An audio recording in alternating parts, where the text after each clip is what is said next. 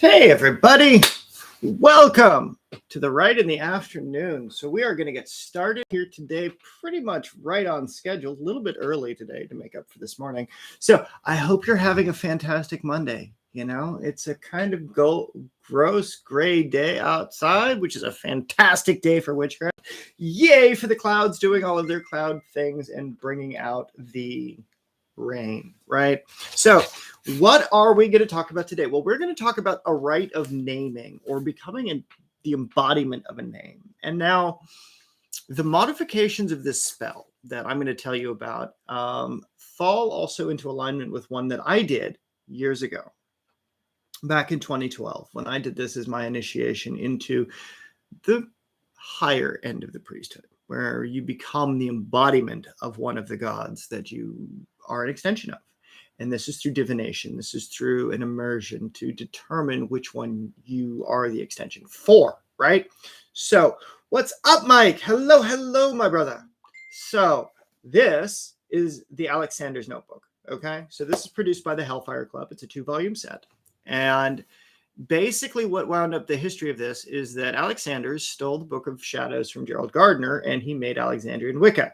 So this is his book, Gardner's book anyway, or at least it's going to be as close as you're going to get to the originals that aren't published. And the thing with Gardner is that he created a compound of various traditions using high magic, ritual magic, Egyptian magic, and witchcraft.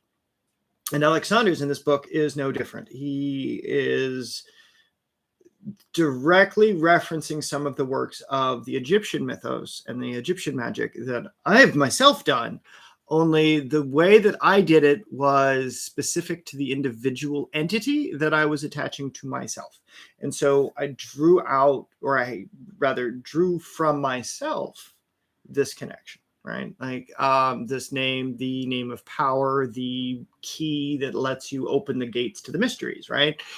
And that's basically the path of becoming an elder, right? And then that's the ritual that this spell that I'm referencing is what it's talking about, okay? And so last week, if you were with me, it was the conversation of establishing the temple and establishing the grades of the temple, and how I talked about that the high priest becomes the extension of the god that they serve. And so while I can't directly talk about that particular entity that I work with, I can, however, give you the method by which you can discover it yourself, okay? And this doesn't violate the religious scruples, right? And so once you know which patron that you serve, once you know that you're dedicating your entire life to this magic, right? That's the thing about it, is this is a lifetime bond. This isn't something that you just do because it's a fad, because you're trying to get into Wicca. No, this is the work of becoming attached to this for the rest of your creation, right? You bond yourself with the God form and you exist as the extension of it. And so the absorption of the God into you and with you is one of the most sacred and private acts between you and the divine that anyone can do. And it diminishes the need for external associations with those forces, right? Like you don't need someone else to enact the will of that God unless you find a priest of that God who is the living extension of that force, so that through that force, you get the will and the action thereof. Right. And so this is where the priests are all different priests. Like you can have a high priest of Osiris, you can have a high priest of Set, you can have a high priest of Isis, you can have a high priest of Nephith, you can have a high priest of Kefaru. You could have these kinds of priests, and none of them are all in conflict with each other. And so it is with the world that we work in, right? You have different orders of priests. You have different embodiments of priests. You have if your name is John, you have the John God version of yourself, right? And so these kinds of things are the same thing that's replicated in the ancient priesthoods. And it is so by becoming through this ritual, or a ritual very similar to this, that you bond and you attach that name to every part of yourself, right? And this is the ritual of attachment.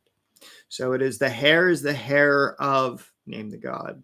These are the eyes and the eyes of, in this case, the way I'm going to read through the invocation the way that Sanders has it, and I'm going to express that you don't say the name of the God, you say the name of your God that you're attached to in replacement of these names.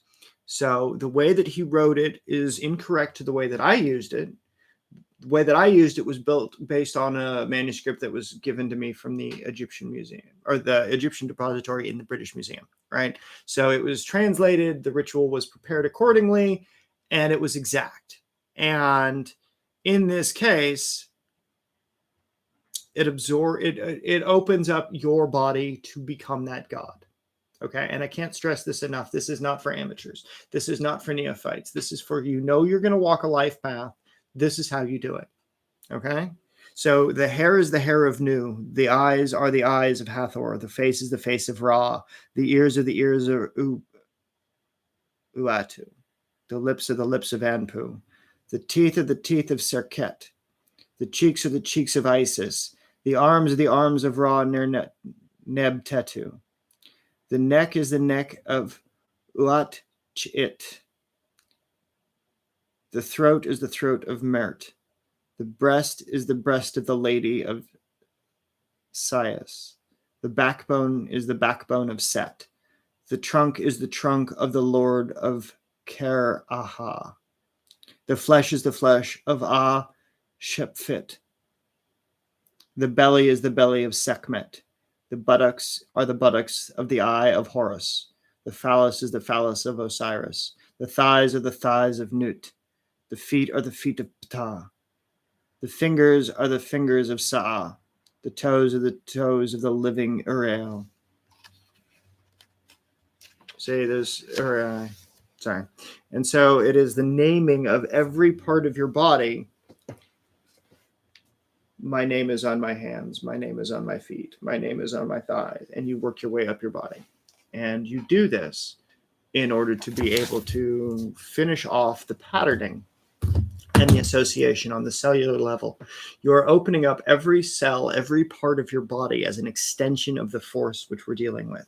So whereas the rite of transformation is what I would use for my level 2 students, the rite of becoming named is the level 3. And so by attaching yourself to these kinds of arrangements, to these kinds of ingredients, to these kinds of divine associations, when you act, the God acts. Do you understand what that means? You become a living extension of the divine force that you're the embodiment of, not because it's an ego thing, not because you're doing it outside of tradition, but because you're doing it as the extension of that name of power. There is no separation between that name and you. Once you claim your name, it's you. You're the one that's tasked with the job of integrating it into modern society. You're the one that has to bring that God into the day-to-day with people. You don't dismiss the God in the ritual circle because you are the ritual circle. Your body, your energy becomes the extension of that. And so as you understand that, and as you go through that, when you are finishing off your ascent, right, as you embody your power in the fullest way possible, and you unite yourself with the divine, it is through this unification that you get the means of association. And so you go through and you name every part of your body. You don't have to go name all 108 bones in your body. You can, your feet, your toes, your thighs, your ankles, your knees, your groin, your phallus or your vagina or your anus, your torso, your stomach, your intestines, your kidneys, your liver, your heart, your lungs, your arms, your hands, your fingers, your eyes, your hair. Everything becomes an extension of you and is an extension of the God. And so as you go through and you name these things, the ritual itself to go before the netchers and declare your name is an entirely different ball of wax. But if you do it in such a way where you don't have to go before the netchers, before the 9 gods that weigh the soul at the other world, right? And you already understand that you serve a particular deity, you can work with a temporary possession of the name. You find your name of power, right? Well, you can go meet the Netcher. To finish the ritual, I can't tell you. I'm not allowed to tell you, right? That's something I promised I wouldn't, because it's really ancient and it's really dangerous. Because if you have 1 second of misgivings, your psyche will break and you will die in spiritual form, right? Your psyche will break and your body will be basically left as a hollow vegetable. You won't be who you are anymore. You have to go back and you have to reclaim everything. You become the extension of the divine, right? And so as that divine action works, you and it become intermingled. There is no separation between you and your God, right? So working with others, they'd be your patron forces. That is separate than what I'm talking about. Working with a patron force is like working with a parent, working with a boss or an employer, right? Working with a name that you embody is working with a part of yourself that has to be integrated into this modern world. And by modern world, I mean it has to be integrated within what will make you money, what will serve your community, what will educate those around you and make you understood as a living embodiment of these things without you having to name the thing you're named for. So elegantly, right? It's like, I serve Themis. I do a lot of other things, but in all things, I try to be an extension of the thing that I am named for, right? And it's that which gives the mysteries, gives the individual mysteries. And it's that which is the individual mysteries that it's your responsibility as the 3rd tier priest, as the embodiment of these things. Not only do you have to condition your body to be able to receive your own soul as it exists, but to be able to know the name by which it exists by and through and for. You can name yourself by all the gods in heaven, right? And you can position them in different parts of your body. But there's only one that your name is actually the extension of. Only one, according to the ancient tradition, right? And I'm specifically referring to the Egyptian tradition. Now, if you try to do the other work and you try to do it by, you're creating names based on animals or what have you, or you're creating names based on random letter generation and things like that, and you're doing it very systematically and you adopt a name, that's different from what I'm talking about divining a name from the gods themselves, what they call you, what they will call you, or what they will identify you as. So that's a separate animal.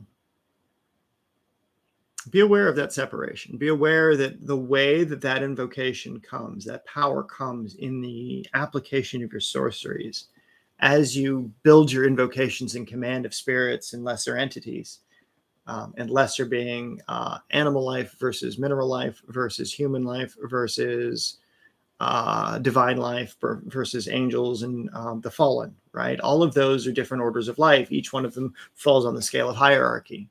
So as you go through and you create this kind of thing, you have these rituals, you have this attunement to these forces. And it's very much so in the same kind of way where the Christ embodies the divine Father, right? So we do embody the divine of what we are when we do and undergo these kinds of things, right? And this is the kind of thing that makes you basically like a magic pope for your divinity, right? You become the head of that divinity. Whereas if you need to work in association with others, you have to work in combination with them. You have to work in association and familiarity and familial bonds and a coven and a guild and a coterie and a cohort with those other gods, not just you alone. If you work with just you alone and you work with the emissaries and the critters you create, then you become as evil and corrupt as the slave god of the Judaic world. The one that allows for the use of slaves, the ones that don't engender freedom of individuality, the ones that don't allow for individual being outside the hive collective of that entity. And Kenneth Grant talks a lot about the hive mind and the collective consciousness of that. And that's in his book, Outside the Circles of Time, which is a really interesting look into these kinds of principles. So with that, my friends, I'm going to end the Rite of the Afternoon. I know it's a little bit deep today. I know it's a little bit wacky when it comes to, can this actually be a real consciousness that you bond yourself with? The answer is yes. Very much so. Viscerally so. So that, remember, don't be evil, because these principles are very real. These things we're talking about are very tangible. So stay safe, my friends, and I will see you tomorrow morning for the spell of the day. Alrighty. Bye for now, y'all.